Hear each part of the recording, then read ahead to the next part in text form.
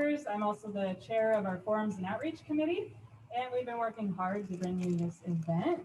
So thanks to everybody who can make it here in person. It's really wonderful to see people's faces, but also we have a Zoom going, so some people are probably on the internet watching us, and that's awesome too. Thank you. And I'd like to thank our sponsors of this event. We have Clean Canteen and Chico Naturopathic Medicine helping make this event happen. So thanks, you guys. A little background on Beck. If you're not familiar with Butte Environmental Council, we have been protecting the land, air, and water of Butte County for over 45 years. Right now, we have a lot of programs going on. We have our annual Bidwell Park and Chico Creeks cleanup. We just had the Bicycle Music Festival, which happens every year. And of course, you're here at our Community Forum series on, well, this year we're calling it Community Resilience Forums. We usually focus on climate change issues. And this year we're also taking a little bit of time to emphasize our relationships with our community and environment, which brings us to shelter. So I would like to introduce our first speaker, who's going to be introducing the topics of climate change and its impacts on housing and shelter. This is Professor Dr. Mark Steeman. Thanks, Mark. You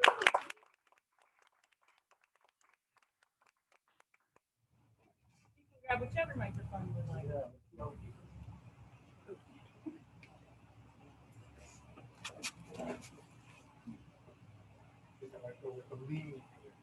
So we're that camera, my on stuff right here. Okay. So it's pretty warm out here. There's a lot of people to speak, so I'm going to try to keep my remarks to just 3 points. Can you hear me? I can't hear myself. So, first one, climate change is real and it's exacerbating our existing housing shortage. 2, unsustainable housing makes climate change worse.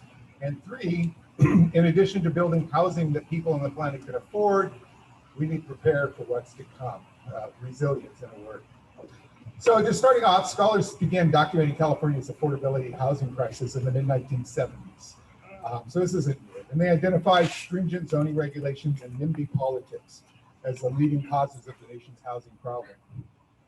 Well, now we can add natural disasters made worse by climate change, destroying what precious little housing we have. From 2005 to 2020, wildfires destroyed over 89,000 structures across the country. The most damaging wildfire seasons have been 2017, 2018, and 2020, which accounted about 62% of the structures. By far, the most structures have been lost today in California, with nearly 60,000 structures lost in the state. In 2018, the Camp Fire burned more than 18,000 structures, including 14,000 homes. Together with the Woolsey and Carr fires, more structures were lost to wildfire in 2018 than any other year in California's recorded history. And all those homes lost to wildfires further add to our housing crisis. The well-documented rise in average global temperatures has led to higher spring and summer temperatures, and importantly, an early onset of spring. This pattern has led to rapid melting of spring snowpack, causing soils to dry out earlier and remain dry longer. There's a story in the ER today about how runoff from the winter snowmelt just disappeared.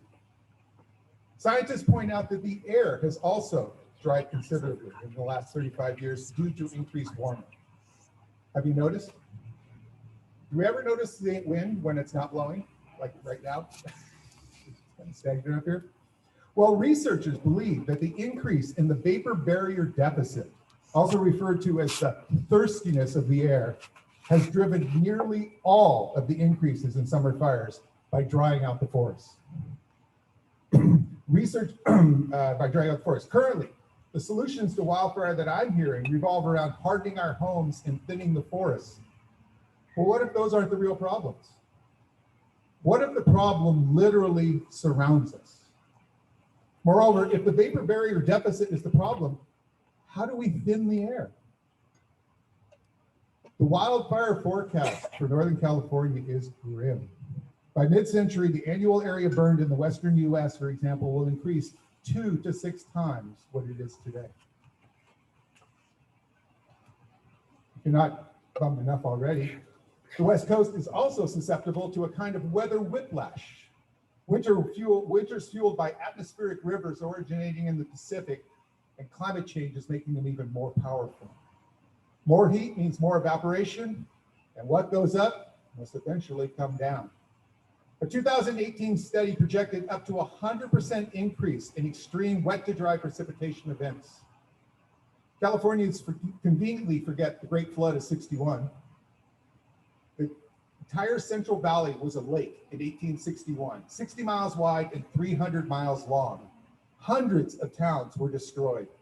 3 towns in Shasta County lost every single one of their homes. Now, 1961 may seem like a long time ago, but researchers have recently discovered that big floods have historically occurred more frequently in California than big earthquakes. And that was before we started to change the climate. The Oroville spillway disaster is simply a trailer of the movie that's to come. Second point, building unsustainable housing contributes to climate change. If you're in a hole, stop digging. I'm on the Climate Action Commission. I want to let you know that an updated climate action plan is being prepared and will come before the council in August or September. Reducing greenhouse gases emissions can, among other things, reduce vulnerability to wildfires. For example, under the higher emission scenario, climate change could triple the burned area in the Sierra Nevada by 2100, while under the lower emission scenario, fires would increase only slightly.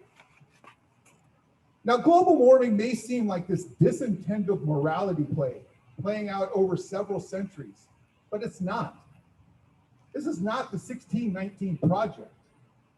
It's important to note that over 50% of the greenhouse gases ever emitted in human history have been released since the premiere of the TV show Seinfeld in 1989.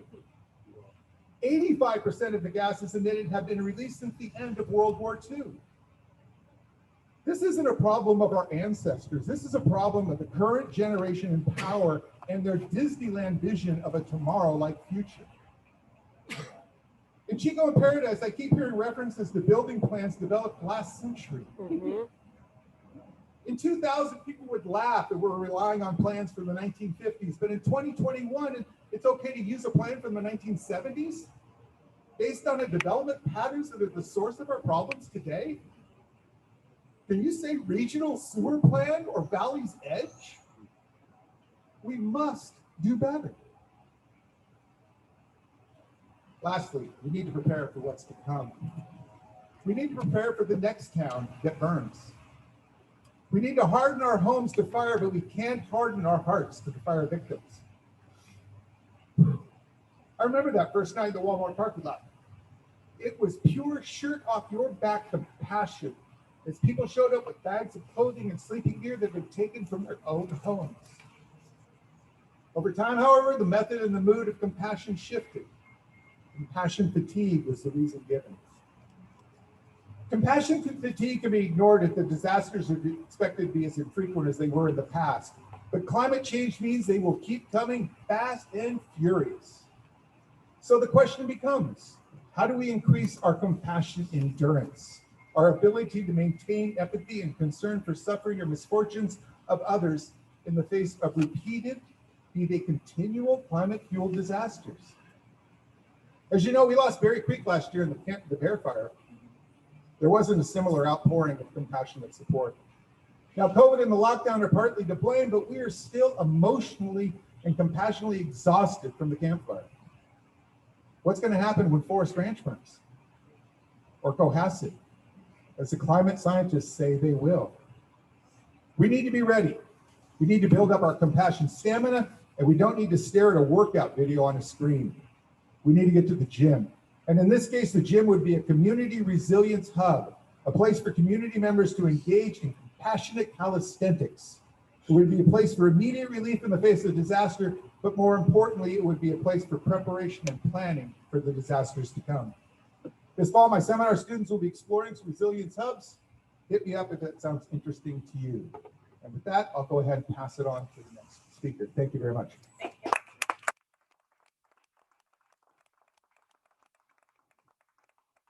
Mark, I was supposed to read your introduction first, which I can tell you now. Mark Steeman teaches courses in environmental sustainability and civic engagement.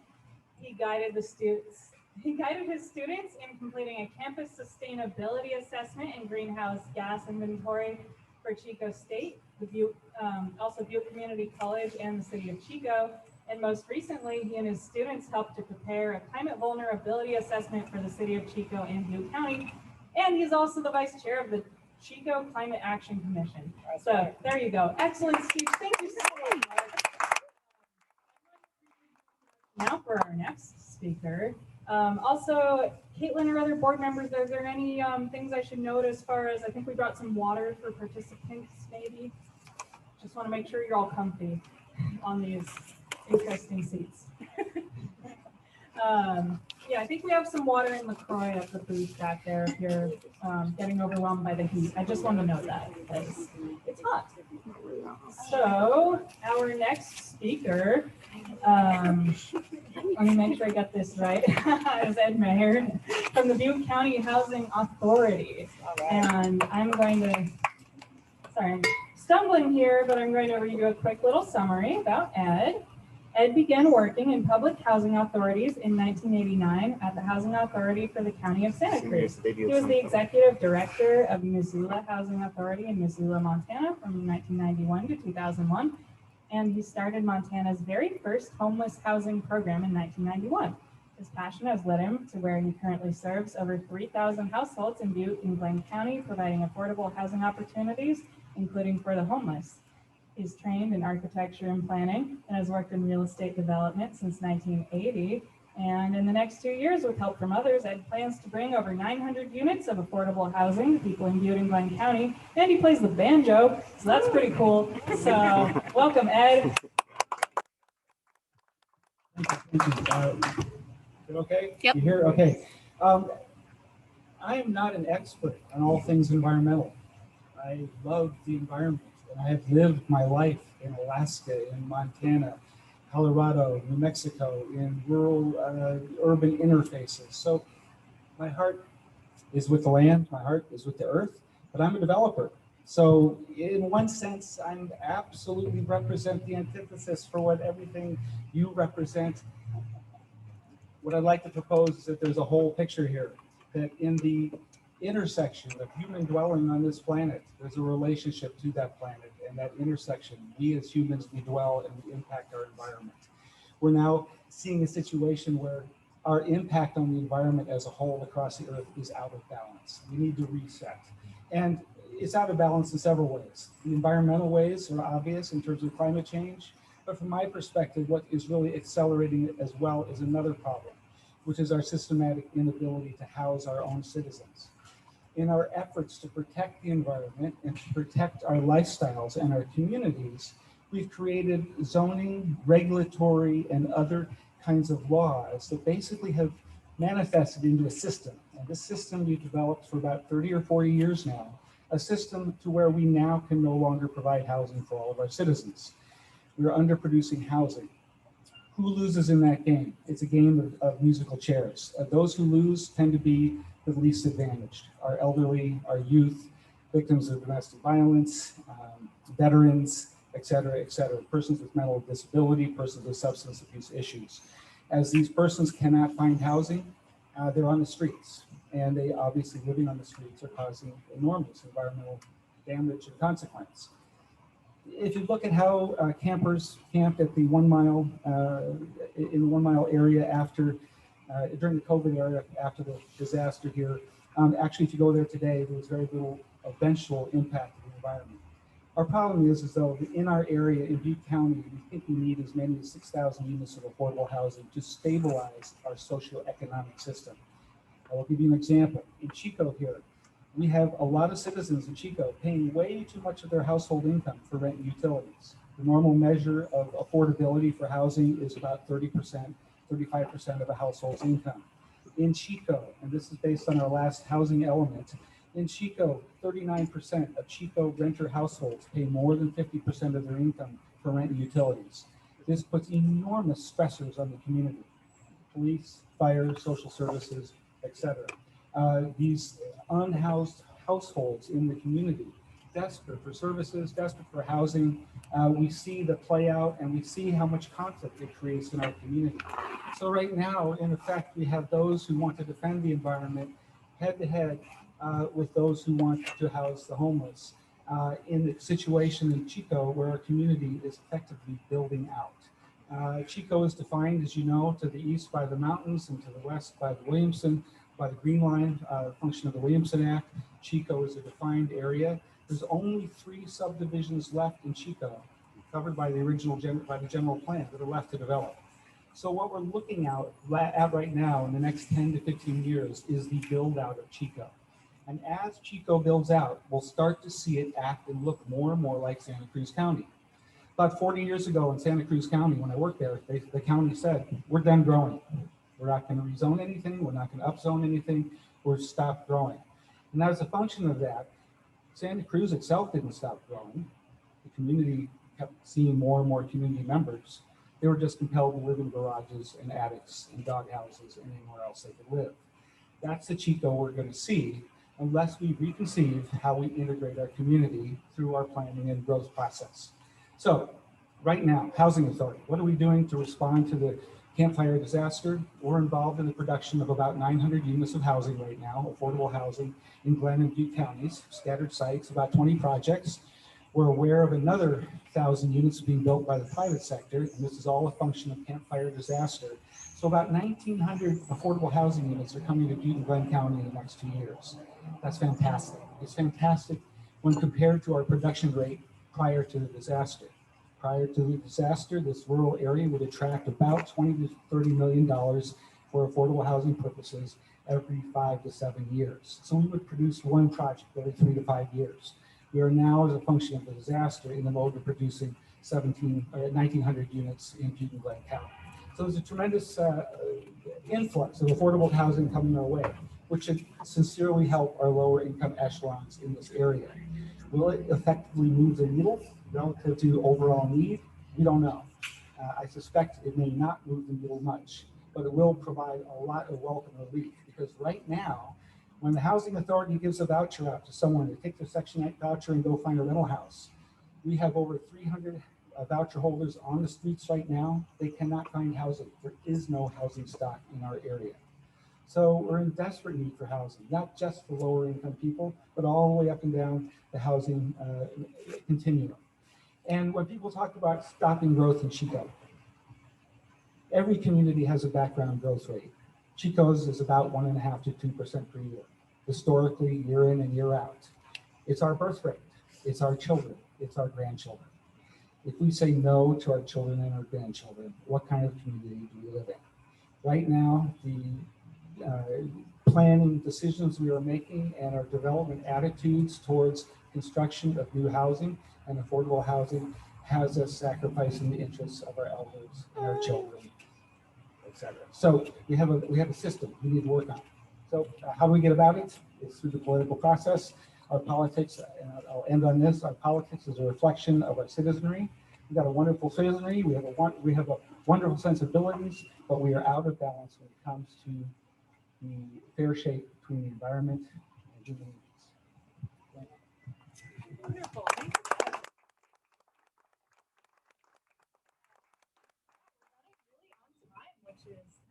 First, sorry, I should use the microphone. We'll have a Q&A after one more speaker, so I bet you all have some great questions. And after we have Larry Halstead speak, you all can ask those. Let me introduce Larry a little bit here. Hey, Bryce, really quick, just to reiterate, there is water up front if you guys need to, if y'all need to refill, and LaCroix, I think, is up there. But I just didn't know if that was made clear. It is definitely up there now. Okay. Hopefully everyone could hear that. There's some water at the front. You can refill your own water bottle. We also have some cups if needed because it's hot and we all should stay hydrated. So a little bit about our next speaker. Larry is a lifelong activist, having focused on issues ranging from the environment, civil rights, police accountability, social justice, special needs children, the war on drugs, the ancestral rights of Indigenous people, and more recently, the issue of homelessness. For the past year, he's been covering the war on homeless in Chico as a credentialed member of the media, as a photojournalist for Real World Media. He was also one of about 50,000 people who were displaced by the campfire. This February, he engaged in an act of civil disobedience during the police sweep of the Boucher camp, resulting in a minimal misdemeanor case against him. And a couple of weeks ago, he was successful in arguing for a motion to dismiss that case based on constitutional violations. So Larry can tell you all about his experiences now. Thanks, Larry. Thank you.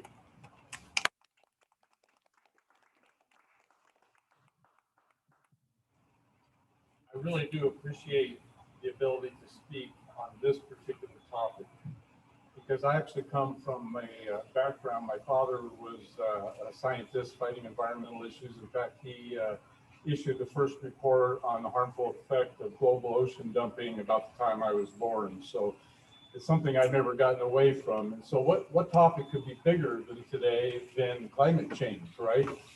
Well, homelessness, that's huge.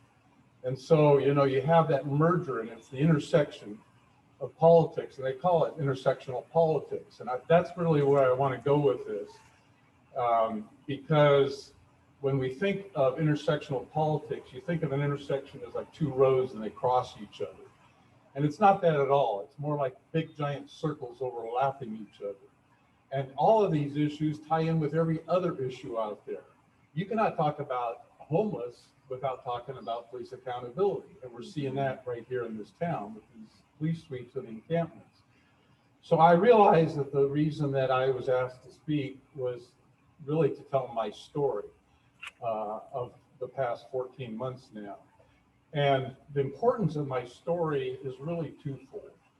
First of all, every single thing, and hear me good on this, every single thing about my story makes a lie out of everything with the narrative on the other side. You know, the war on homeless, they're outlining, you know, okay, they're criminals, they're drug addicts, they're crapping in the water, they're all these things, mental health, and so they demonize them that way. So, you know, for those reasons, my story makes them liars, okay?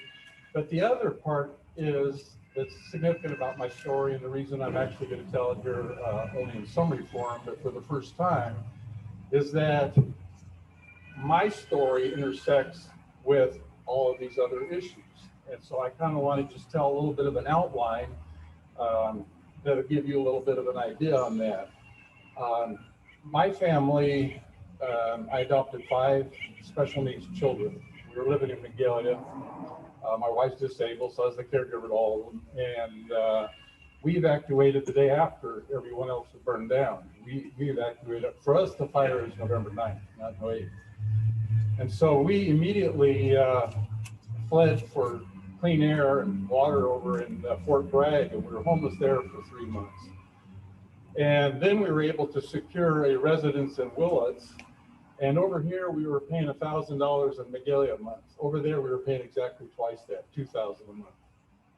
And we were living in that house for a year and a half. And because my politics and media, whatever, I've been focused a lot for the past 2 decades with the California Democratic Party, and I've been able to actually establish a bit of a relationship with Gavin Newsom. Turns out we're related through my brother who married Newsom.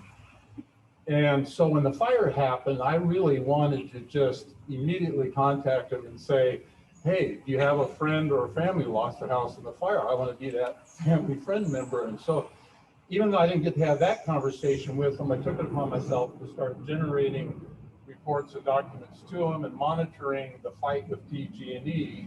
And in fact, we did take a protest that was organized here in Chico down to Sacramento, and there was 30 or 40 of us, but 6 of us were able to get inside Gavin's office and talk with his top legislative aide, his top policy maker for over an hour. And it was very productive. But not long after that, you know, I was monitoring the homeless situation, because you can't just monitor PG&E homeless, they don't have signs, you know. It's the homeless community in general. And I have 22 years or something in police accountability, police brutality, stemming from the murder of this Taisha Miller down in Riverside by the Riverside PD. And so that's an issue that's very close to me. But you know, when you're talking homeless, you're talking about police brutality, and I was witnessing and documenting over there some things that were just blood curdling. People, you can't even be in the town at nighttime if you're homeless. They will beat you down, and I documented stories of broken bones, etc. And then I ran across this guy, Jack Alvarez, living out of the front of his truck. And it was the saddest thing. And I decided, you know what? I can't stand it. I moved out of my bedroom and I set up a little tent and camping for him and I outside in the backyard. And a family member who was triggered, another family member who was mentored by a Butte County Trump-loving deputy, okay, because this is important. This deputy was able to orchestrate to get Mendocino County deputies to pick me up, not arrest me, pick me up for being suicidal to dare to help a homeless guy during this pandemic. Now, I normally am not suicidal. You know, I'm dealing with cancer. It's like when you do that, you're trying to get more time and not less time. You don't need to shorten it. But they took me into custody. They took me down to the local hospital, pumped me full of drugs. And then they brought me down here. We all paid for it, over $30,000 in a ambulance ride down here to Butte County, the Chico facility, suicide bay. 4 or 5 days there. Okay, he's not suicidal. What did they do? They dumped me off on the streets of Chico. Now, you know, the narrative here is that all these homeless are coming here for all the goodies. By the way, as a victim, I never got any of these goodies. I never got any help from any of these people.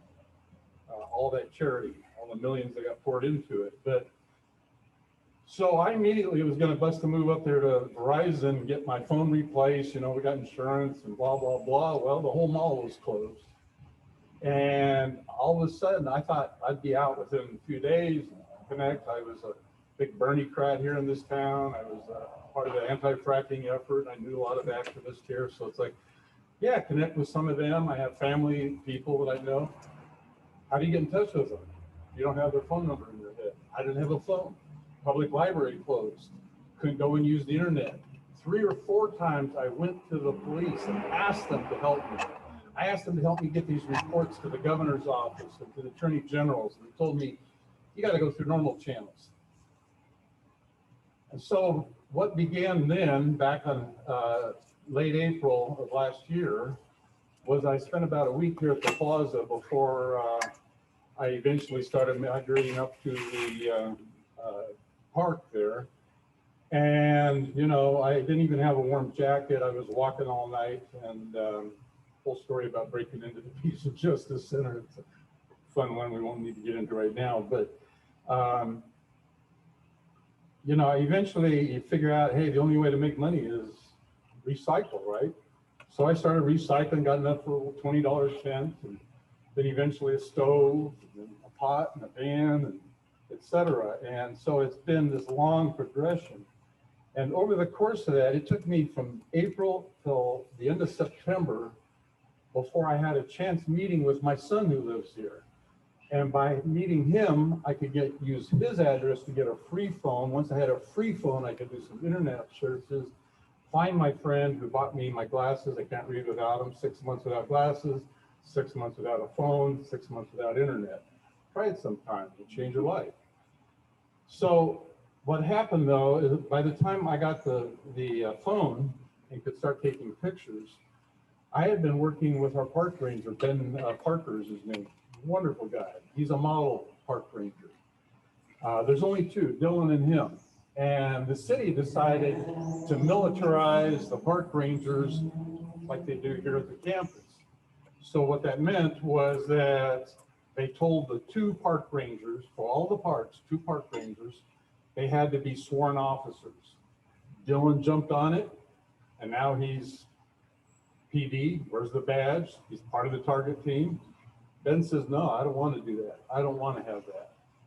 And so he's got to look for another job. But it was Ben that got me to go to city council meetings and encouraged me to do that. And that was something I've done. I have 10 years of going to council meetings, being a gadfly. But when I did, that's when I connected with Charles Wathune and Patrick Newman, Robin Ingalls, who were the only 3 there that night. And there was these issues that came up on the city council, and it was the emergency ordinance to basically take rules and regulations of the park and make them felonies and misdemeanors. And this was all done targeting the homeless. And at the same time, they wanted to increase the funding 3 times for the police. 3 times I went to these city council meetings and put my name to speak on there, and 3 times they continued it. They continued it until this PAC that was funded by outside developers, Safe Chico, to get rid of Ramblestone, Mayor Schwab, and they succeeded, and buy a couple of seats there on the council. And then they continued it until they could get them off, and that was the first 2 things that they brought up. And then here we go with the police sweeps. So I started documenting them, and eventually I got served 2 different notices, first by Sergeant Sandoval, and it said that he quit over my story, and then Sergeant Rado. And then they actually came and got the last of my stuff when I wasn't even there, because I wanted to force a citation there or an arrest. So I was assisting Attorney Kelly Johnson with going to these camps before the sweep and getting them ready and helping them. And we were over at Boucher, and there was this abandoned tent. And so I laid claim to it. And the next day I had the signs there saying it's unconstitutional and all of this stuff. And basically I forced Rado to give me a citation after they cleared the park. Well, you know, I actually have 12 years or more experience litigating cases. So I went in there and tried to do the thing, you know, like, who's your opposition? Who are you going to be? Well, the DA never got the case. The court clerk didn't know how to get the number for it. They told me to call the city attorney. City attorney doesn't return your phone calls. So how am I supposed to know? Sergeant Rado wouldn't put my mailing address. I had one. I gave him my business card. Anyway, so 2 arraignments. The hearing came, and the city attorney didn't show up to represent it. The judge did allow me to get into the whole TRO and the fact that the citation would be illegal otherwise. And it certainly would be illegal for them to prosecute me when they're in a restraining order to even hand out these citations. So anyway, I mention all that because it does get into all this intersectionalism. Oh, I should add this, that starting late September, I exhausted every single possibility for housing assistance. The county program, through the campfire program, through the city assistance, through nonprofits. With the cancer, I'm a client of disability assistance through the county. No one was able to give me any assistance, period, end of story. So, you know, and for them to come out and say, oh, go to Tory shelter. Well, first of all, I already heard about, you know, you get your cell phone stolen out of your pocket while you're asleep, you get bed bugs, and the management there wants to make it rough on you so that you get the hell out and all of this. And so with my compromised immune system, it could be a death sentence, and I wasn't going to go there.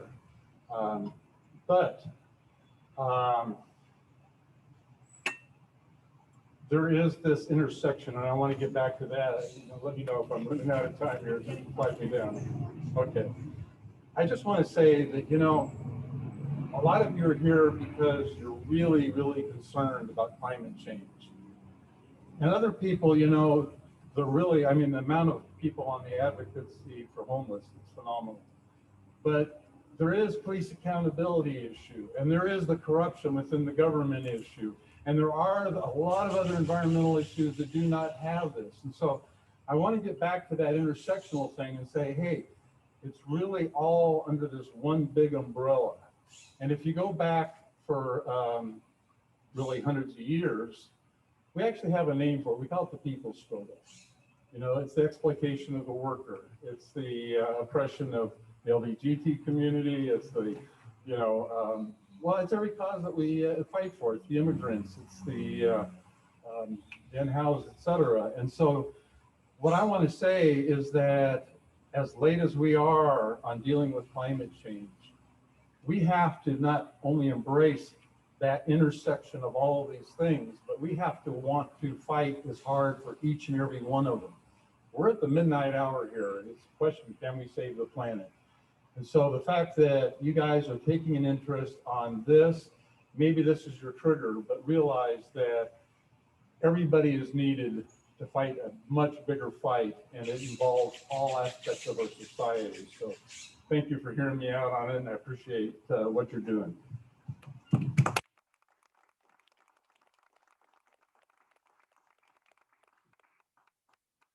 Thanks so much, Larry.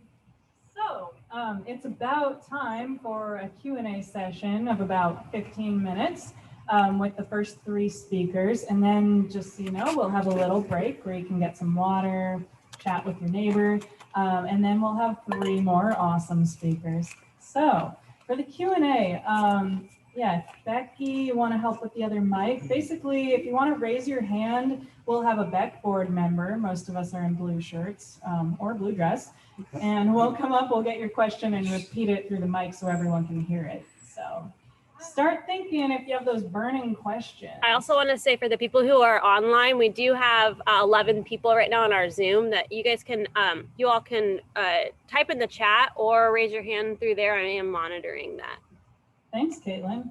If you couldn't hear her, she was talking about the folks who are on the Zoom, that they can participate via the chat. So, I see a question. I don't think I need a mic. No, I don't think you do. I think this question is for you, Ed. I'm just wondering if the specs for housing have changed in consideration of all of the stuff we now know. For example, can you build smaller houses?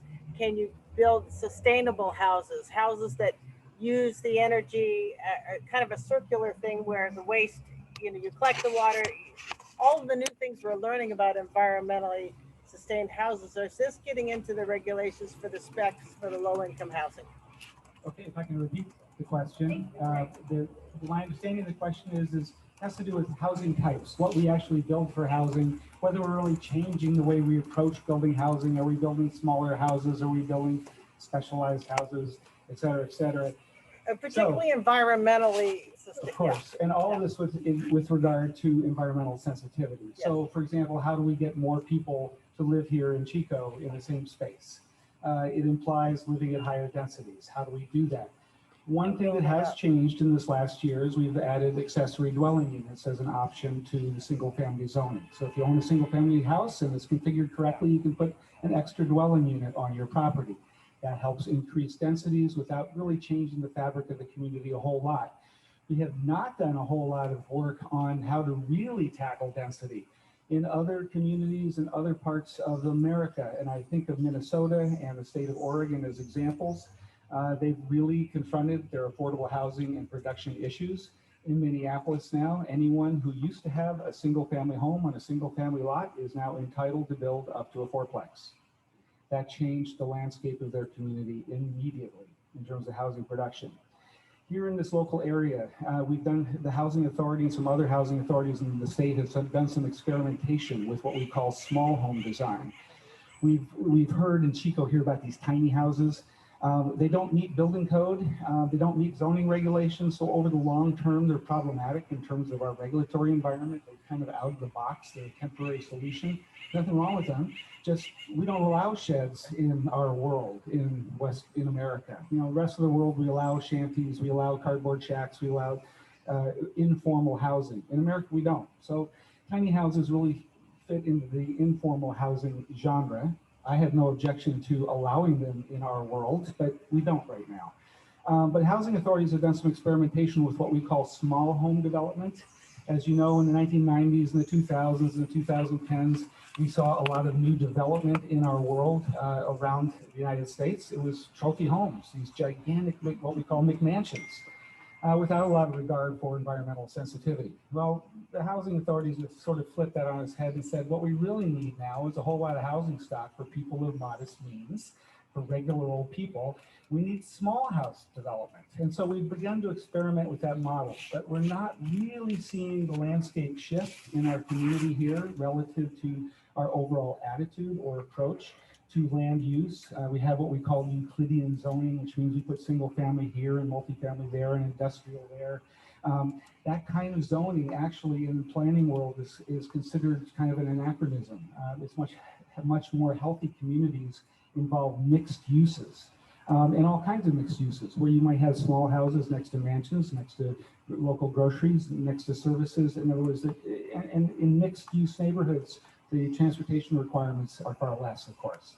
Also building up density in already built portions of our world. So instead of building out in the county where there's nothing, we build here in Chico, we already have the infrastructure and we can increase density. So for example, in our general plan, we contemplate in our transit nodes going up to 6 stories, going to the kinds of densities and housing that would justify a 6-story structure.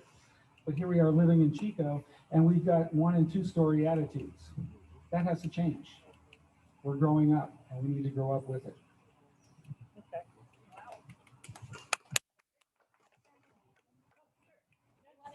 Shout it, or shall I repeat it on microphone? I'll try. Okay. I heard you on KZFR interview, which you did with Sue Hildebrand, and I think you said at that interview that CEQA, is a problem for building. Can you expound on that? Sure. So the question revolves around CEQA, the California Environmental Quality Act, which has been with us for, I think, 30, 40, 50 years. Mark, you might know better. But CEQA, of course, has been our bedrock California legislation, which is what we use to defend the environment. On a recent radio show with Sue Hildebrand, I spoke to CEQA as being one of many factors that actually creates this system that prevents us from building housing for lower income people, for completing building housing for all of our citizenry. CEQA itself is designed originally, the intent of the legislation was to strike a balance between the environment and human need. But as we've witnessed CEQA play out, and it's become increasingly so over time, CEQA is a bludgeon that is being used to stop affordable housing and development. I can give you example after example of affordable housing developments we've brought forward, and pretty much every time we bring a development forward, we will confront a suit, and it's usually CEQA based. This is very interesting to me because in the development of our community, when we do our general plan, we do a CEQA analysis of that general plan, and it's signed off.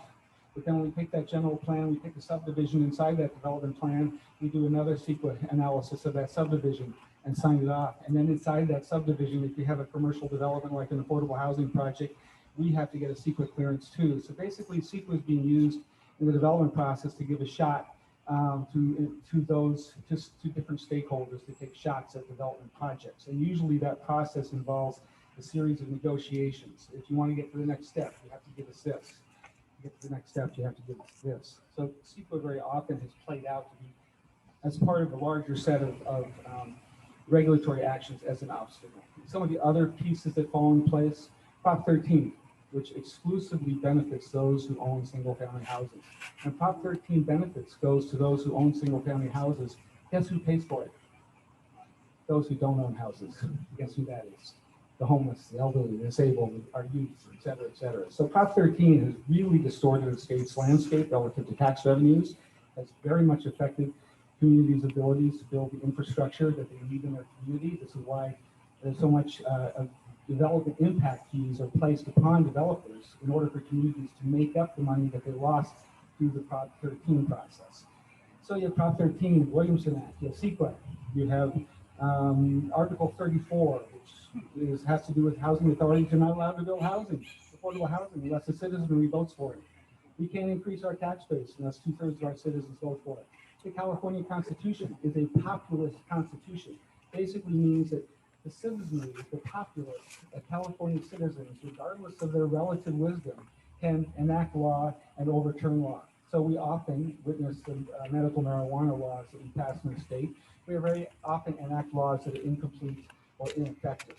Well, when it comes to our California Constitution and the mechanisms we use to zone and administer and regulate land development and planning, we have an imbalance again, and the imbalance shows up in where it is that we're failing in our society, and we're failing our seniors and our youth and the disabled and those who need help.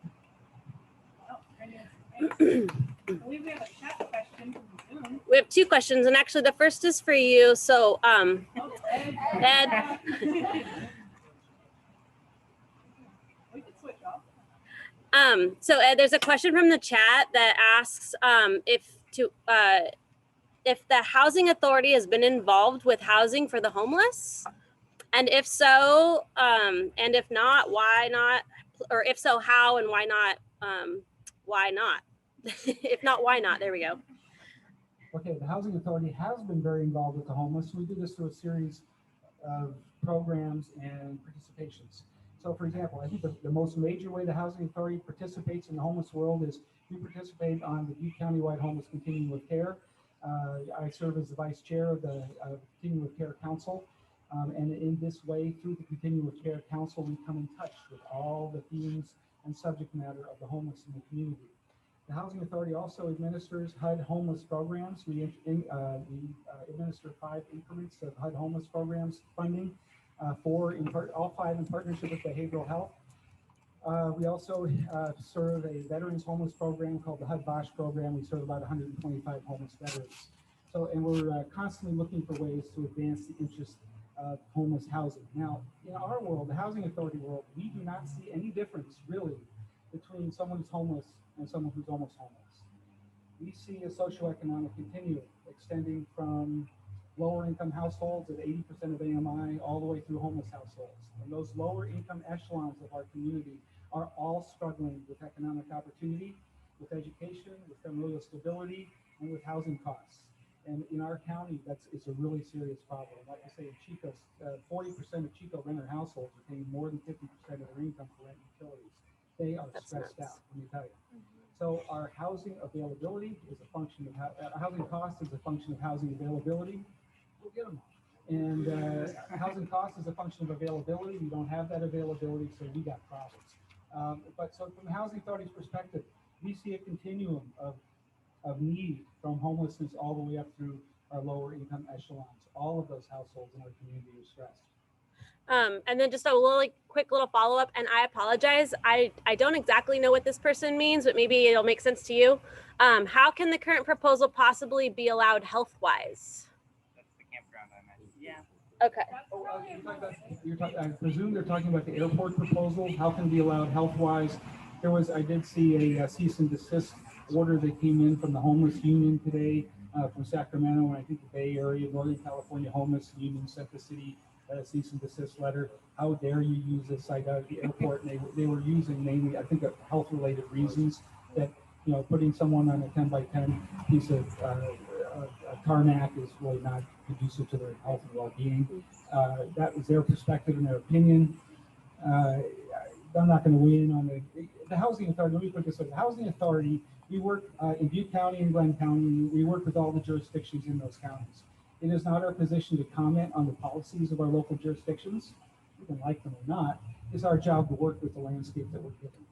So if in the infinite wisdom of our city elders, we park our homeless out at the airport, the Housing Authority is going to go out there and do our best we can to work with them. Also, Alex Brown, I think, might address some of that later. And you have another question? I have another. This one's for Mark. Mark. Thanks, Ed. So this question from Mark is just if you could maybe expand on the concept of resiliency hubs a little bit more, please. And not hurt yourself, please. Resiliency hubs is a concept that's appearing all across the country. It's been really pushed by the Urban Sustainability Officers Network, putting it together. And a resilience hub would be a place that would provide relief in disaster, but also provide, most of the time, it wouldn't be in disaster mode. It would provide preparation and planning for future disasters. One aspect of Resiliency Hub would be to have ability to have standalone island power. If the power goes out, there would still be a place that you could get power. It would have the ability to distribute emergency rations, clothing, food, whatever it is in the case of a disaster. If we had a paradise situation, it wouldn't have shown up in the Walmart per se, it would have shown up at the Resiliency Hub. That would have been where people would have gone. But prior to that, one of the big things that we're thinking about with climate change is that it's just going to get way too hot, hella hot, as we say here in Northern California. And we need to start preparing people for that. So doing situations of weatherproofing houses, making sure that cooling systems are prepared. A resiliency hub would be a place where you would be able to have notification if there was something going on to be able to relay out to those people who are most at need. We talk a lot about heat and the homeless in this town, but the biggest threat is to the elderly poor. Those people who can't afford to turn on their power and nobody knows they're there and they literally just cook. Prior to the last couple of years with these horrific disasters, on an average year, extreme heat killed more people in the United States than all other disasters combined because we don't see it. There's no property damage. In fact, in a situation like this, housing becomes available, as morbid as that is, right?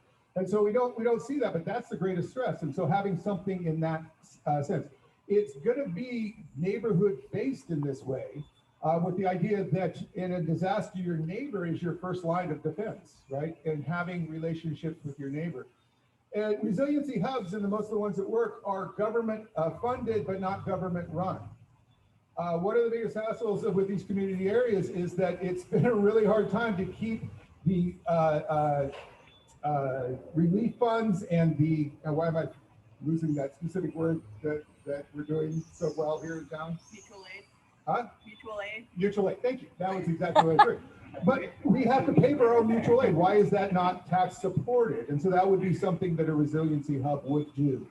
And it would be that place to be able to provide those things. And it would be a place that we could then start to work on our compassion fatigue in doing this. The story that comes up, and I'll share this one since we're sharing stories, is the one for, I do laundry. I did, at least before COVID, I did laundry for Safe Space on Sundays. I was on the Sunday laundry crew.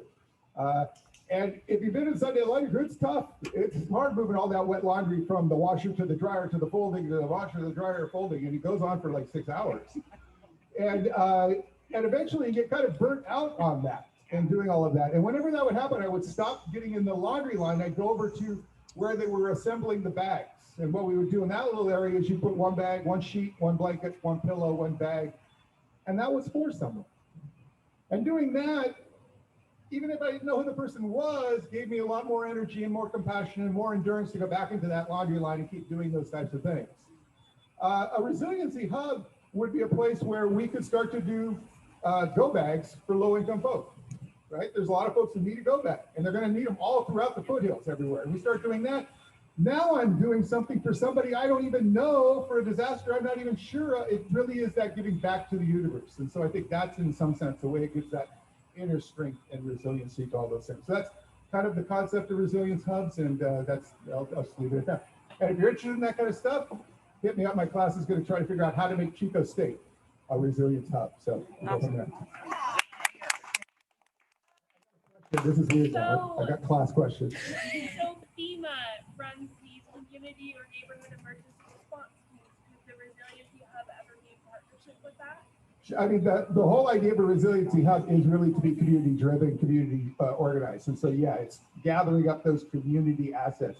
I think one of the hardest things that we would have in doing that here is that while we may have all the assets, we aren't really used to working together or even actually know how to work together. And so that's this idea of going to the university where we're all forced to work together, whether we like it or not. We can then kind of model that organization and then give that back to the community in that way. Think about it. So that's a resiliency hub, what we need to be thinking about as well as all of this. So thank you. Cool, thanks. All right. Take a break. I'm thinking it's break time. All right, 5-minute break before our next cast of panelists. Thank you so much to our first speakers. Yay. Everybody grab some water if you need it.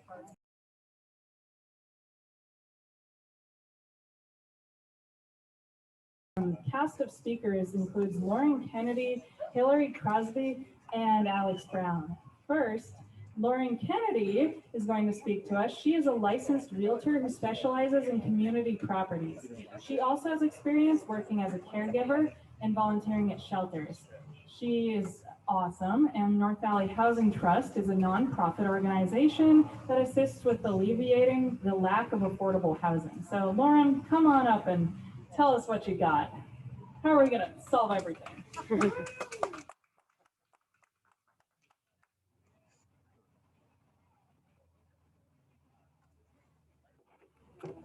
Yeah, we're not. We'll just have to get used to that. So thank you for having me. started taking notes because I realized this is such a big topic. Housing and climate change. I mean, is anybody here affected by those two things? And I really want to make sure that I have something useful to say to everybody here. I also want to start by saying that I have so many families in my messages right now who are living homeless and expecting babies in the next weeks or months that I almost got them confused responding the other day. Wow. Some of them have up to $1,300 a month to spend on rent, and they cannot find a place. Oh my God. So if there's anybody here who has a rental coming available for up to $1,300 for a family with no evictions, please let me know after the event. So I think I'm here primarily on behalf of the North Valley Housing Trust. I'm the executive director there, and our job has turned into really finding a way to facilitate the affordable housing and the partners in affordable housing that are being left out of the normal pipeline of affordable housing in our region. As Ed mentioned, we have an unprecedented amount of units being built for affordable housing in this region, and they all depended on a devastating disaster. And they don't necessarily make a dent in the affordable housing need that we have. So where do we make that up? So my first thought on this issue of climate change and housing, I think the one that most of us will have to contend with the most here is just to really understand that as the climate changes, our issues around homelessness are going to get worse, disastrously worse. We're already seeing it, it's going to get worse. So the way that we respond to homelessness and housing will be a key skill in adapting to climate change's effect on our region. You really cannot talk about housing or about climate change without also addressing the race issue in housing. I think there is, whether we want it or not, a little bit of a status quo feeling that single family housing is the normal way to build, and that any alternatives to that are like innovations that we can do if we have the resources. But it's really an exceptionally strange way to build. And it only exists because of a mid-century decision by the federal government to try to put a stop to the desegregation naturally occurring in communities and community development. I also, in preparing for this, was trying to think about, okay, when was the last time there was a climate adapted group of people making a community here?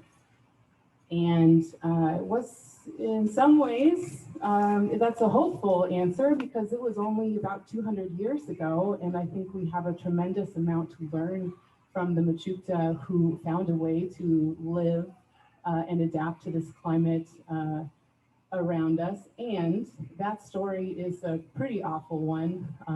And I feel conscious of it, especially in this location, but that is it's not really a history for another time. It's just one that I'm not the expert on. So I think the other piece of how we confront housing and homelessness, especially in this region, is going to be around confronting that history in our town and the racial history of housing. And that's an area where we struggle here as well. And I would say, okay, so in housing,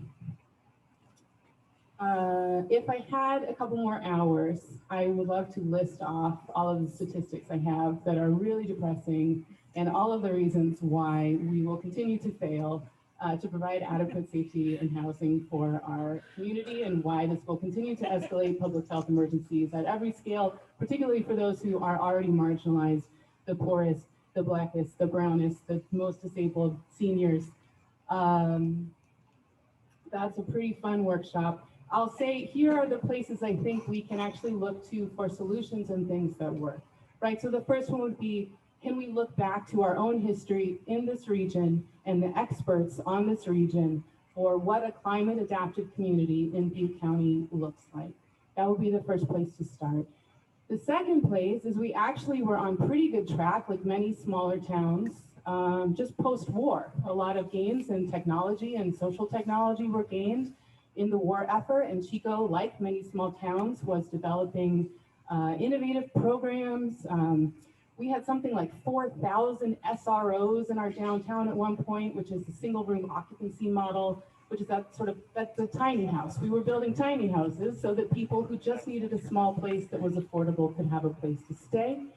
We had intercity rail. We had electric rail to make it easy for people to transport around the region.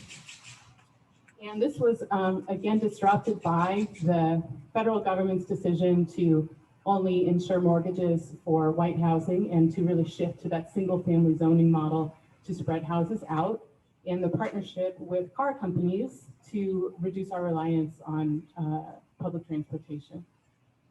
So it's tough, right? Because a lot of these problems were created at a scale that most of us don't have access to, right? General Motors, the federal government, Freddie Mac has a really nice team of people that come in after disasters to talk about housing and housing solutions, and I appreciate them for that, but they've got a lot more resources than we do to work with. But it seems that our solutions at that scale come very slowly. I don't know that we'll get to rely on the federal and state governments to fix these problems that they got us into. California just passed its first piece of renters legislation since OPEC. That's AB 1482. Half of that legislation was written by the California Property Owners Association to guarantee that rents could be raised at least 5% more, or at most 5% more than the cost of everything else. In California, that's considered like a draconian piece of legislation, very aggressive. The first piece of legislation we've had since the 70s. We've got more laws on the books that's encouraging. Recently in California, it became illegal to discriminate against Section 8 tenants. That's considered a form of income discrimination. You can ask anybody with a Section 8 voucher how well that's working for them to still get housing with that law. We have a new law in California too to try to prevent the disaster that happened after the last recession, where there was a huge wealth transfer when people lost their foreclosed homes that were purchased by investment companies. So this law is meant to make the priority sale go to the current occupant, and after that to local governments and nonprofits. This is thrilling news, except that it provides no additional funding for any of those entities and keeps them from being able to get traditional lending to make those purchases. So I fully support the work of our entrenched developers, lawmakers. You obviously need to keep working on those policy issues. I really try to keep my focus local and on the innovations and the solutions that are there that maybe get left behind and the people that get left behind. And so that's where I focus my work. So the things that, how am I doing on time? Okay. So our work now is to keep raising local funds so that we can help these smaller projects get off the ground. This includes, and our focus is the people who need the help most first. Man, now I'm regretting not getting to those stats first. They really pack a punch. But so the Housing Trust is going to be working to raise funds so that we can be a flexible lender for these projects, for the opportunities to create some energy independence, for the opportunity for smaller developers to get involved in converting the housing that we have into more resilient units and more adaptable units for our people. And I'd say of all the things that keep me here, which I am, I should say that too, I freaking love this place. I want to stay here, and if it ends up a parched desert, then I'll probably be a parched lady that goes down with it. I'll do what I can to protect it in the meantime. But the things these days, after some very tough years here, that keep me very excited about this are the shared vision from not just the North Valley Housing Trust Board and myself on what that resilient housing looks like, but from members throughout the community. I think we know what to do. It's now just a matter of activating together to get it done. I'm excited about our local tech trainings. That's traditional ecological knowledge that's taught by Ali Metters Knight. She's our local Metuta leader in that area. And I would recommend it to everybody to get involved in learning about what the traditional and adaptive knowledge of this place looks like. And I'm excited that I just got an office that I can walk to from my house. I feel like these are the small things that we can do to try to get ourselves off of these things that are consuming our resources and devastating our climate, and maybe just also enjoy our community more in the process. Thanks.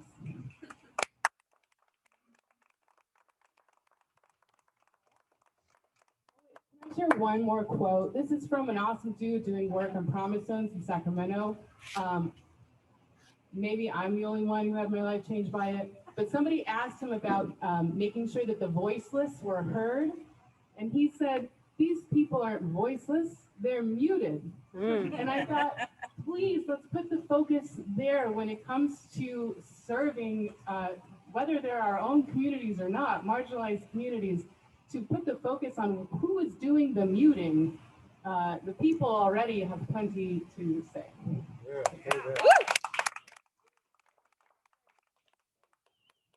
Awesome, thank you, Lauren.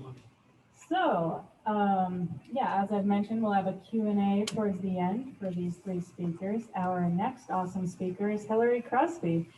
She started work about 2 years ago as the grant coordinator for Caring Choices and moved up to executive director this year.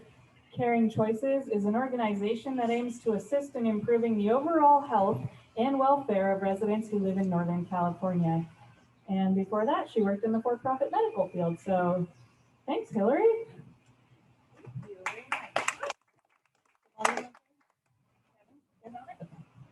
Well, thank you for having me. I don't know how to follow these wonderful speakers because I don't think I have that much to offer. But I guess let's start with Caring Choices. You know, like I said, I worked in the medical field for almost 20 years and then decided I needed to do something different. So I thought, you know what, I'll try grant writing. That's one thing I've never done. So I started working for the nonprofit and doing grant coordinating, and just kind of fell in love with a different way of doing business. My whole career before was all about making money. This one kind of was spending money for some reason. It was a different kind of hustle, and I was okay with that. So learning all these projects that Caring Choices was involved in, learning that this agency had been around in the Chico area since 1993 was really surprising to me because you don't really hear about it.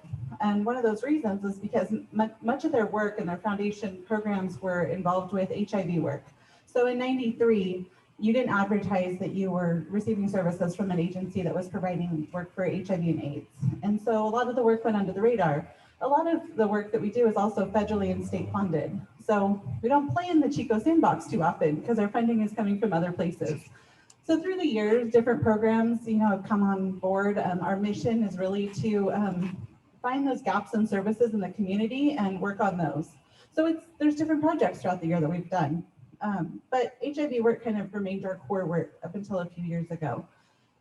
So we started working with campfire survivors doing disaster case management after the fire, and very quickly learned that we have no housing. We have nowhere to put people. How are we supposed to help people in case management when we have no way to help them? So for 2 years, we've done that work and have been able to house with our case management team 390 households. So that was a real good accomplishment.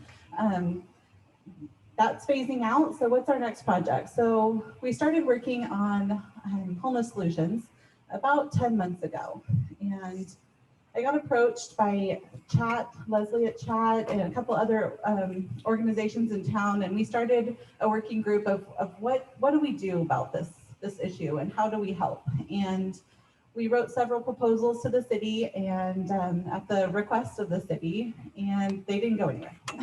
So most recently, I think you guys are all aware, and I think that's what I'm here to speak with tonight, is our most recent proposal related to shelter and an outdoor shelter specifically for Chico. Is this ideal? Absolutely not. But is it a need?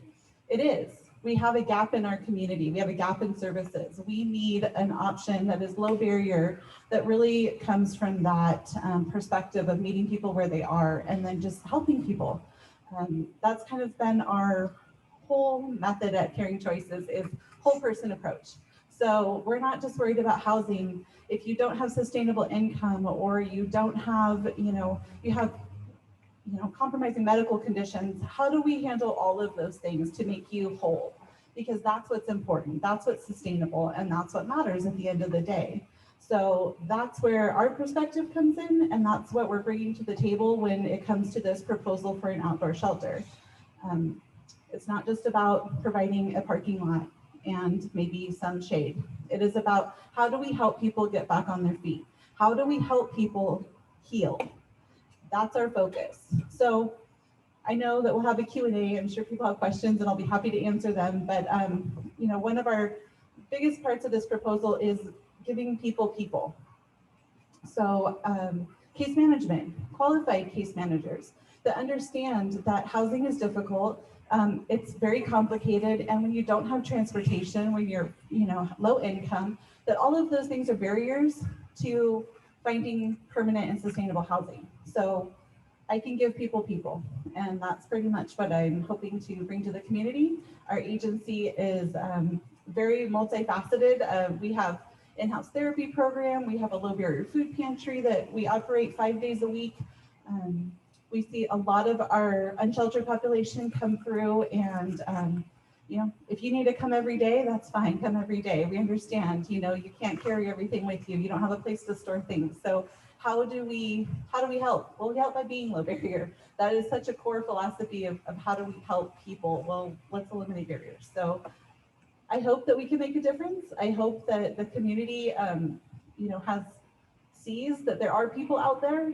That's something I've been hearing for a while, is like, well, no one's stepping up. There's a lot of work that's been going on behind the scenes that sometimes you're afraid to get out there and say what you're working on, because you don't want someone to just rip it to shreds until it's a finished product, or until you have a chance to get it out there. But what's done is done, so we'll see what happens. But we're definitely throwing our hat in the ring to try and make a difference. So that's what Caring Choices is all about. So thank you guys very much. I appreciate the offer.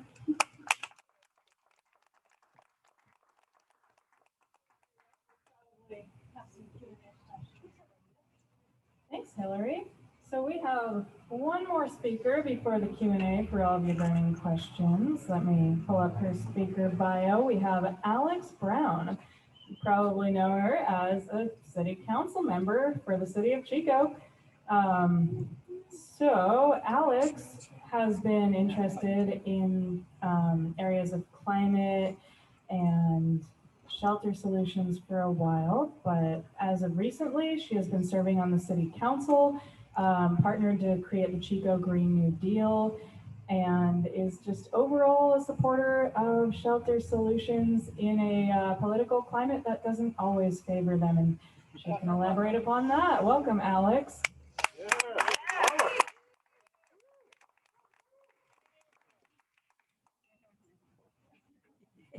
Thank you. That's funny. She was hounding me for my bio and I never sent it. You did a great job. I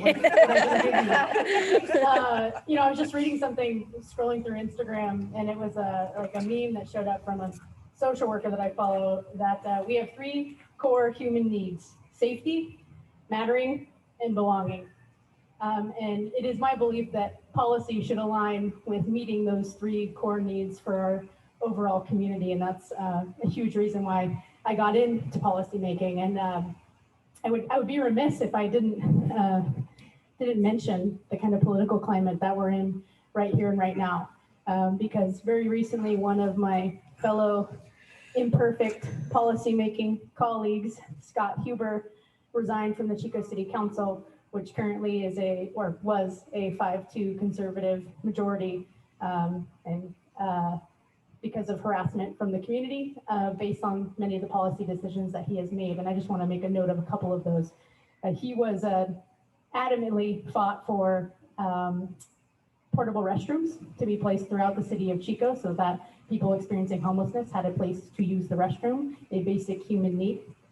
He led the effort to establish warming and cooling centers so that when temperatures rose or temperatures fell to unlivable conditions, people had a place to seek some respite. And so it is a dark moment in our history, and I think we're headed toward darker times, unfortunately, as many of these speakers have already kind of addressed, as it relates to climate action, as it relates to the issue of homelessness and sheltering. So I'm a politician, right? And I think in the role that I occupy, you cannot separate politics from policymaking. And so I felt that the best use that I could bring to this conversation, having following all of these experts, each of which has taught me something about policymaking, is to talk about the politics of this moment and kind of what got us here, and potentially where we can go. And I think having been elected 2 days after the campfire, that really set the stage for who we are as a community and where we're going.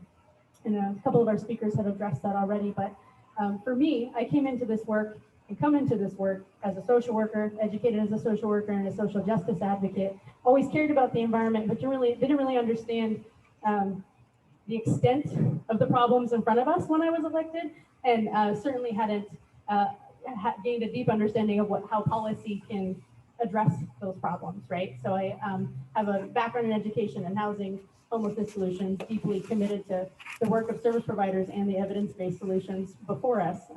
But the climate fight came to me late, and it came to me in the form of the campfire and the outfall of that tragic event, which absolutely and undeniably is related to climate change. So what I just want to speak a little bit about kind of what inspired me to get involved in the climate fight without being an expert in it, which really just meant asking everybody that I could possibly find to tell me everything they knew about climate change and climate policy and how we could do something about it, and ultimately led to the development of the Chico Green New Deal, which I co-authored with former council member and mayor Carl Ori. And just to briefly touch on that, essentially it's a policy package that really takes into consideration who we are as a community, what our strengths, what our assets are, how we can utilize those to do our part to confront climate change and to be a leader in the region in those areas, and ultimately to become climate neutral in that fight. A big component of that is housing, right? And not only because it seeks to meet the most basic needs of the people living in our communities and the people who live and work in our communities, but because sustainable housing is one solution to the climate crisis right in front of us. I'm sorry, I just want to reference my notes real quick. So after the previous council, the one before this was elected, there were some wins. And I want to talk about those before I talk about where we're at right now. So the previous council created the Climate Action Commission. So it was the first fully institutionalized body of citizens that inform policy around climate change and climate resiliency. And as Dr. Stamen stated, they have done the great work of coming up with the Climate Action Plan 2.0, which is set to come back to council and hopefully be adopted by council and hopefully be acted on by council following its adoption. We also declared a climate emergency, which really set the stage for the work that we intended to do before COVID-19 hit. And then a couple of things that we were fighting for after the campfire, which really demonstrated the impact that climate tragedies have on climate migration and on housing itself. As we all know, 20,000 people flooded to Chico following the campfire, and renters had homes sold out from underneath them and were out of a home. Before we had created protections for tenants, or we did not create protections for tenants, which means that the people who live and work here were replaced and left kind of defenseless. So we worked on, or were working on before the council flipped, really creating a tenant protection package that essentially died in committee, right? We also were working on inclusionary zoning policies and policies really to instill a value for affordable housing development when we saw that development wasn't working. So it should be no surprise to you that the next council that took the place of several council members that ran in the last election was elected by a PAC called Citizens for a Safe Chico that was primarily funded by developer money, right? It's long been known in our history that developers have funded right-leaning council members for a very long time, because liberal-leaning council members tend to place a little bit more value on environmental well-being, as well as the well-being of folks who are lower in income. And that council ran on a promise of cleaning up our town. And the definition of cleaning up our town meant getting rid of needles and making homelessness invisible again. The reality is that after the campfire, homelessness was exacerbated, it was more visible, it was more tangible to all of us, and the community couldn't hold the weight of that. So many in our community created a huge uproar and made people experiencing homelessness, many of whom were campfire survivors, the enemy in those situations. That council was elected in 2020. And I want to talk a little bit about what making good on that promise of cleaning up our town has looked like since then. It looked like passing one of the most archaic forms of legislation, anti-homelessness legislation in our history, which, as a speaker has already mentioned, tightened restrictions on our park rules and regulations, specifically targeting people experiencing homelessness and making it a misdemeanor for people to violate those rules of existing in public spaces. It looked like a council member bringing forward and having approved an item that would effectively dismantle the Greater Chico Homeless Task Force, which is a community group that has been an educational hub and an opportunity for service providers to get together and discuss solutions for a very long time. Fortunately, that group disbanded itself and continues to run today. It looked like scrutinizing service providers who were actually a part of the solution and working on solutions every single day and blaming them for the problems that existed. It looked like scrutinizing the continuum of care, which is the body that manages funding for service providers to implement those solutions, and questioning where that funding was going and how much was coming to the city of Chico. It looked like letting the shelter crisis declarations expire at the end of this month, under the argument that we aren't actually in a shelter crisis, in spite of the fact that homelessness is absolutely visible all around us. And it also looked like getting sued, because the reality is all of those decisions were unconstitutional. All of the laws that we have on the books create a web of punishments for people who exist in public spaces, making it impossible for them to exist safely. So we were sued, and we're currently undergoing litigation and have been asked by the judge to come to an agreement with the folks that are suing the city that works for folks experiencing homelessness. I became hopeful when the community stood up and said this isn't okay, and by the way, this is unconstitutional, because to me it meant that the council might finally listen up and do the right thing and implement a solution that's actually going to work for folks. Unfortunately, I can't disclose things that have discussions that happen in closed session, but what I can say is you can see what some of the outcome of that is in the recently released report about a sheltering solution, if you can call it that, over at the airport. This solution has minimal amenities, if you can call them that. This solution is far away from any grocery stores or community members. It's being developed on a cement or gravel plot of land, and it's being developed for somewhere around 500 people who are living unsheltered currently. And I want to be clear about something. The goal was never to create a solution to homelessness, something that works, something that people would access, something that prioritizes well-being and belonging. It was an effort to end a lawsuit. And that's the moment that we find ourselves in right now. If you're hearing a little bit of hopelessness in my voice, it's because it's been hard. It's because this moment is a really difficult and challenging one for all of us. But one of the things that I've been incredibly inspired by is how much people show up to this fight and to this conversation. And it is an excellent reminder to me that it is people who elect the people who make the policy. And it is people who fight against bad decisions. And so that's what we're currently facing right now. This council, this 5-2 majority was elected in 2020, and we cannot flip it within the next election. We just can't. Maybe we could win 2 seats for folks who are prioritizing this climate resilience, climate action, and sheltering solutions, but we can't, in a regular election, change this. And so this is the long haul. And just as Dr. Stamen was saying, we need to find compassion resilience. We need to figure out how to stay in this fight, because barring some action by the community, this is what we're stuck with right now. And so paying attention, keeping a close watch on what's happening, supporting folks who are fighting for solutions, and saying no when bad policy decisions are made is absolutely our imperative right now. So a couple of things that you can do is don't mourn, organize, get together, listen, attend a Greater Chico Homeless Task Force meeting, learn, continue to attend talks like this. Rain dance. It's a good thing.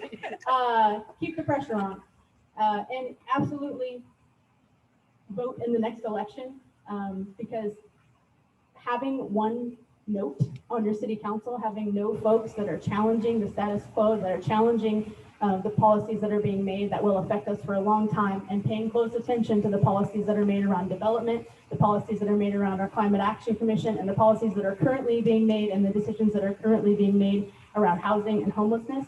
These are going to affect us for a very, very, very long time. So I want to thank everybody who's spoken today, who's taking their little piece of that fight. And I hope that you will join as well. Nice.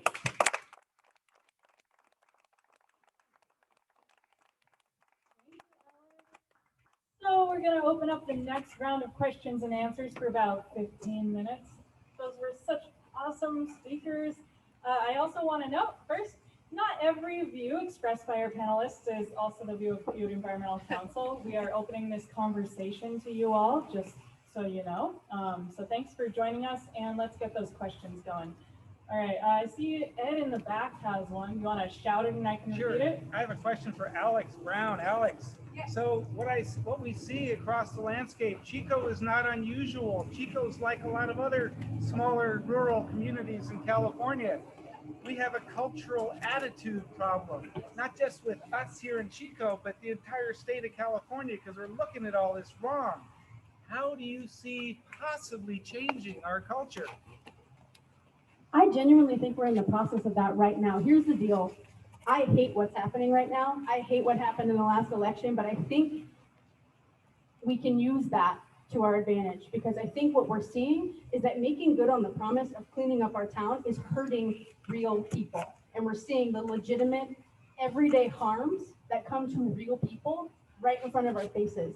I don't want that to have to be the case, but I think people are opening their eyes. And when you see that, when you can feel it, when you can touch it, I think it starts to change your perspective. And I think it starts to make you feel a little bit more accountable. Also, I'm seeing, like never before, the community push back, right? And saying, these aren't our values, this is not who we are. And I think that tension is actually kind of a necessary evil for the breaking point to happen.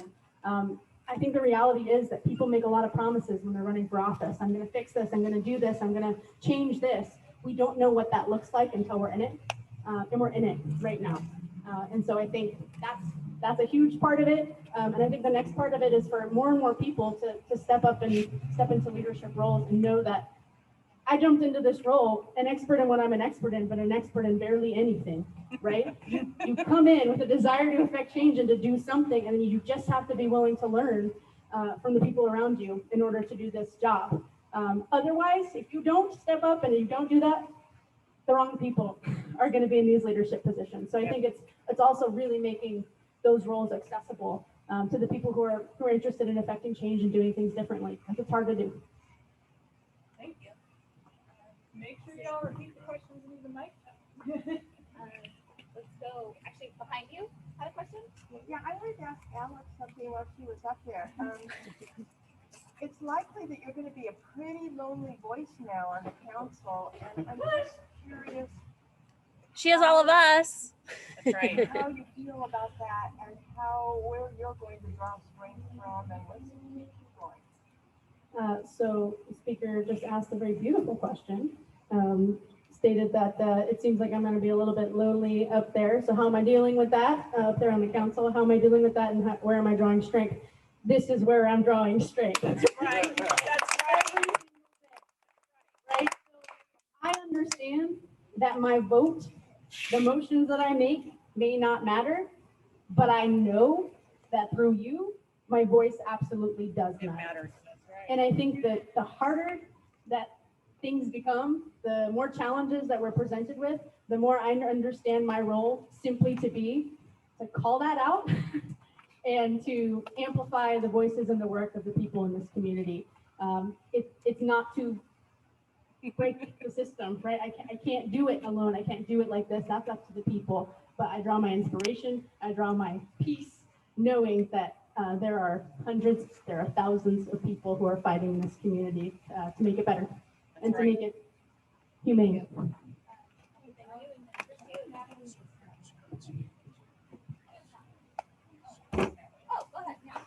This question's more for Lauren Kennedy. Yeah, so you were talking about just look at the history of housing inequity.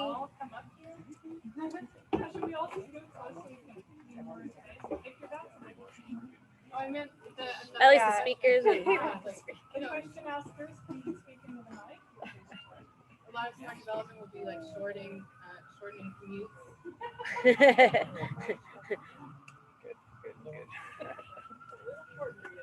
Oh no, I'm sorry. I meant should Hillary and Alex come up to me?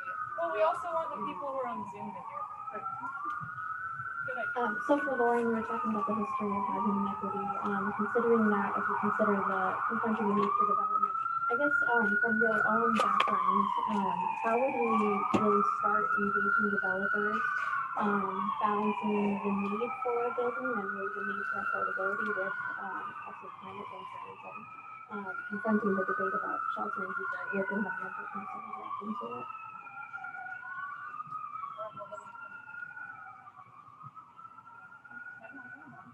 Okay. I think some of the good news is that. What was the question? We couldn't over the sirens. The question was, how do we get more developers involved in creating the sort of sustainable developments that we need for housing? I mean, one great piece of news is that a lot of small developers are already there. What they need is funding, basically. Yeah. And then the other big obstacle in our community is our fees and our zoning. And because we live in such an impoverished area and have been so impoverished for so long, are still feeling the economic effects of the recession. Mm-hmm. And then on top of that, the impacts of the recent fires and the pandemic. Our county and cities have been loath, literally laughed in my face about the option of changing our fee structure for units, which currently says you pay a per unit impact fee to the city, and it's pretty sizable. And it's the same in the county and in Orville and in Chico. I can't speak to areas outside of the county as well. So it doesn't matter if you're building a 3-bedroom house or a studio unit, you're going to be charged the same for those hookups. And so if you're a developer who is also trying to support their family and make a living doing what you love to do, there's no way you're going to build the option that's going to give you the least return. For one example, we had 12 units, 11 of them for extremely low-income people built in Orville. That was the Base Camp Village project. That was privately financed, not without its hitches, but it was built in a year. And for affordable housing, that is a tremendous rate of completion and a great budget. So about $1 million, 300,000 of that was for permits and hookup fees. I'm also in the real estate community. I know lots of realtors who also used to be smaller developers who would be super interested in taking a house and turning it into a duplex or fourplex, or taking a small piece of land and building a fourplex on it. A lot of them dropped out of it because it became so cumbersome to work in this area to do that. It was cost prohibitive and it wasn't worth their time. So yeah, so I think that's going to have to be on the city. If we want small developers to do more of this sustainable development, they're going to have to reassess their fee structure and their zoning. But I know lots of folks who are ready to participate. They understand the need, the environmental need, the economic need. They just need some of the blocks removed. Awesome. Thanks, Question a bit for all of you. It seems that regulators are always 10, 20, 30 years behind compared to innovations where it comes to building techniques or green techniques, whatever. And people are often anxious to implement stuff like greywater systems, for instance, or so many other things. And I think Paradise, for instance, was an example of unconventional living. A lot of poor people were living in backyards, were sharing properties in ways that were illegal, I'm wondering if there's some kind of legal resource that could educate people, help people who basically try to break the law, do it in a way that's not going to bring the fire of, regulators and what have you. You can see. Which person wants to first take the question about how to break the law? The law. I'm going to repeat the question for the people that may not have heard it. It seems that developers are about 10, 20, 30 years behind. Regulators are about 10, 20, 30 years behind with more sustainable ways of living. You said, for example, in Paradise, people were illegally, but they were living in smaller spaces and backyards and sharing, outdoor bathrooms or something like that. And we don't have gray water systems in the books in most communities, even though that's a great way of living with recycling your water. So it was a question to all of you. I'll take one thing. Yeah.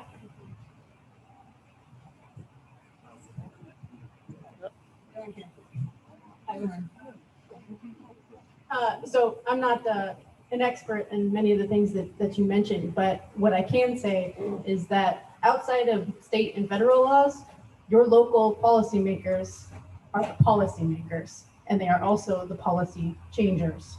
And so if there are local barriers to certain types of development, similar to what Lauren just outlined, those barriers can be confronted by changes to policy.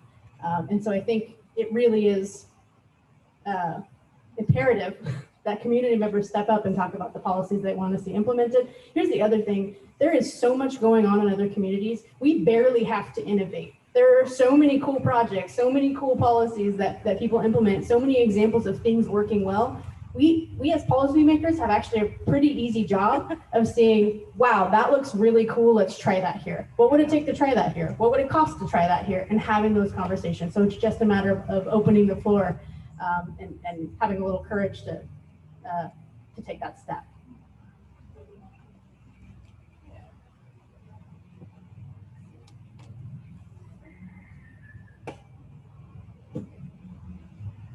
So I think we saw a lot of this in doing case management with campfire survivors. Is many people lived, one, in mobile home parks. That was a huge component of Paradise and the Ridge, and they don't have that anymore. So how do you recreate? There was a lot of things that went into that as well, not just a home. That was a sense of community. That was people you'd lived by for 30 years that now, you lost not only your neighbors, but your home. And now you're in Chico and maybe you don't feel like this is home. How do you recreate those things? So Paradise, enacted a regulation and that it had to be over 700 square feet. Well, a lot of people don't need 700 square feet. So how do we change that? How do we fix that? And I know, Ed talked a little bit about tiny homes and things like that, but some of those small homes would fit the need and people have property. They can't build a 1,200 square foot home and they don't need a 1,200 square foot home. So how do we fix that? It's policy change. You're showing up to council meetings, it's showing up to planning meetings and having a voice. Right now we're having an issue with, on the ridge with people living in their RVs. Well, a lot of people lived in their trailers in Paradise before the fire. That was their way of living. And renters too. Renters are big. I think Alex spoke to that a little bit as well.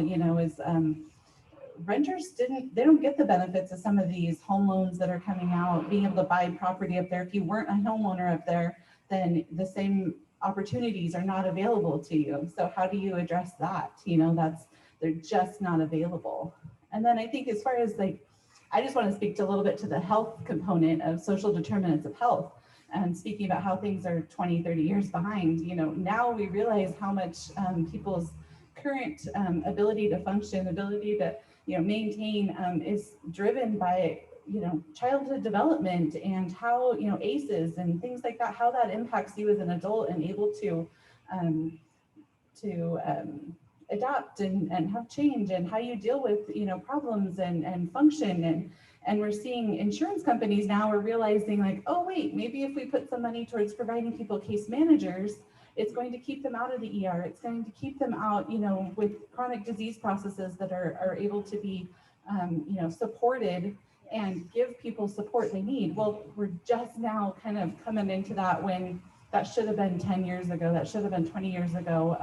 But now everyone realizes, oh wait, one, they can save money. So now it means something, now it matters. But it's unfortunate, but on this other hand, it's good, because again, it's, giving people support, giving people the need, nurses to help them navigate, diabetes, or giving them, social workers to navigate, depression, and how do we keep people as functional members of society and give them sustainable options for their future. So yeah, I think we're behind in a lot of ways, but hopefully we get there. Awesome.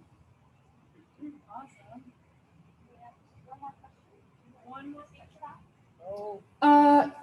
I'll try to keep it brief. I mean, I know when I got into real estate in the community property world, this comes up a lot because people have visions that outpace what's technically required. So a lot of times would have to just be a manner of giving information about risk mitigation, and that's it. And so I would say, if you have a project, just make sure that you're educated about the risks that you are taking. And then beyond that, we do live in the great state of California, and as isolated as we can feel in Butte County, we have California's resources around us. I think the more that people can take what inspires them, the innovative projects that are inspiring them in other places, and look for ways to bring representatives, teachers, now that the pandemic is lessening for at least our part of the world, the more resources you can bring in, there are groups like ours and others, and probably Beck too, are happy to partner on getting that education out there for those innovations. And many of them are, just on the cusp. We have some of our first 3D printed homes coming online. I believe we just had one of, I believe Paradise just had its first gray water system permitted. But I would say the thing that also helps is for our local representatives to aggressively go after these programs that exist to allow pilots and innovations to exist.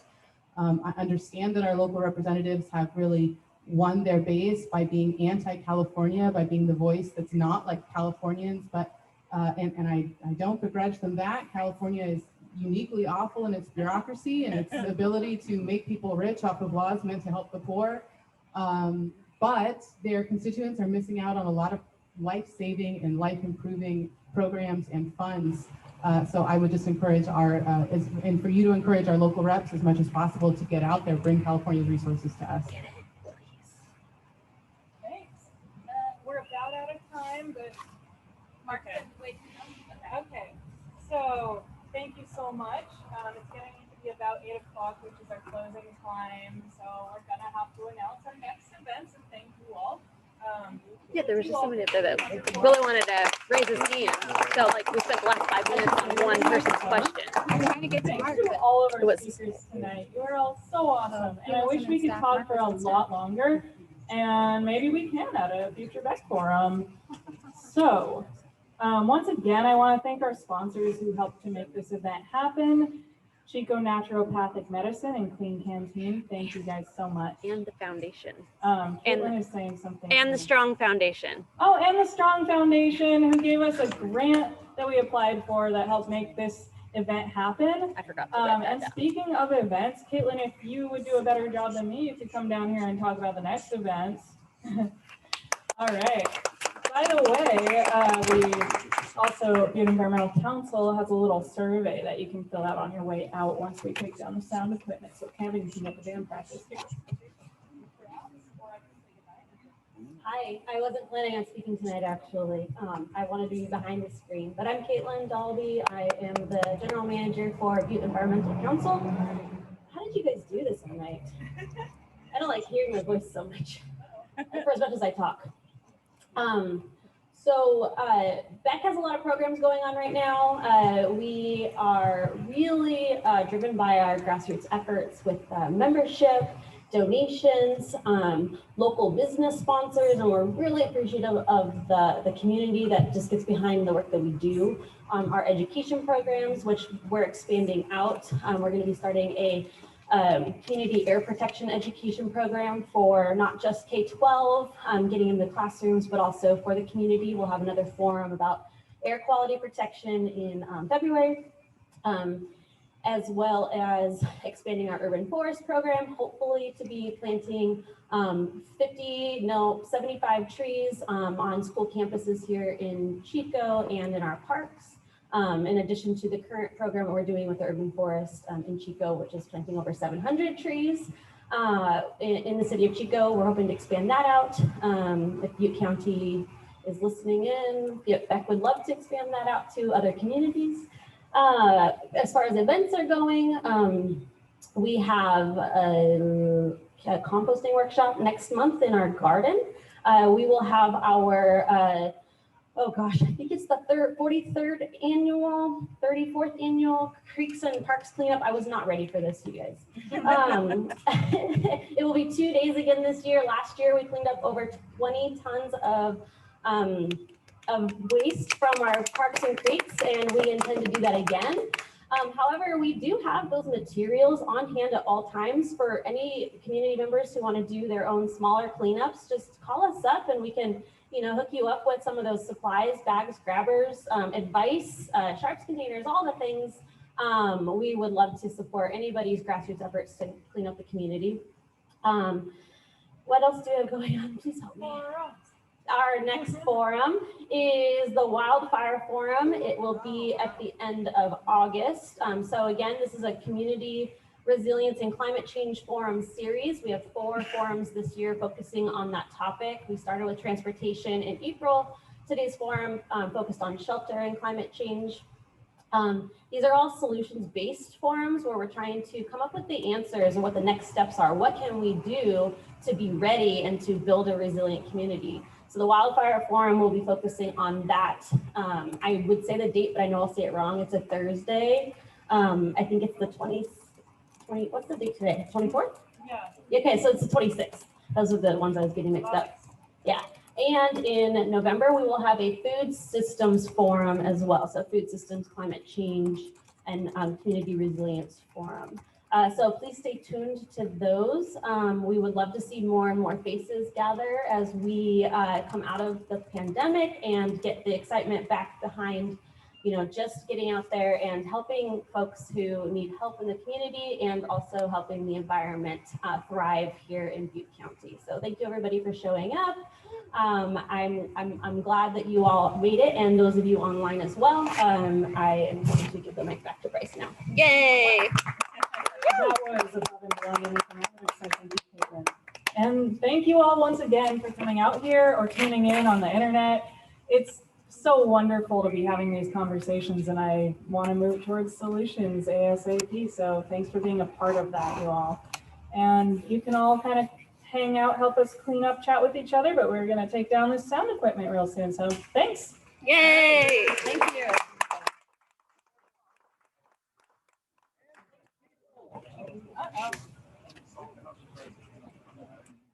Now I Now I can't put down the microphone. Actually, I just wanted to say one last thing. That's thank you to our speakers for being here tonight. You guys all did awesome. Super happy that you joined us. So thank you for being willing participants. They're all talking to each other right now, so it doesn't matter. And also thank you to the board members out there who have helped put these forums together. The Beck board is an awesome crew. We are looking for more board members, so please contact me if you're interested in joining the Butte Environmental Council board. And lastly, for those of you who are here, there's a survey in the back if you would like to do the paper survey. It's also online. The link is printed back there. I don't want to say it because it would be confusing. And then for those of you online, I put the survey link in the chat. Okay, Great. Thanks. Thank you.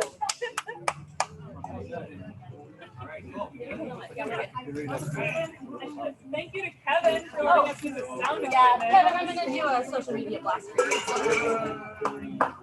We're gonna make Kevin an honorary. And that's pretty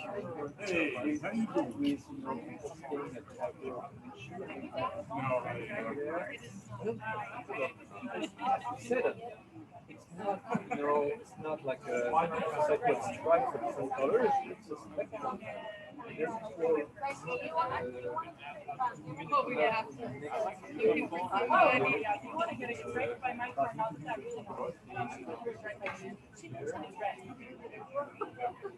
Maybe I would find it. Okay, never mind. I just thought maybe that would be easier. Or just come up. Hey, Kevin, do you want help?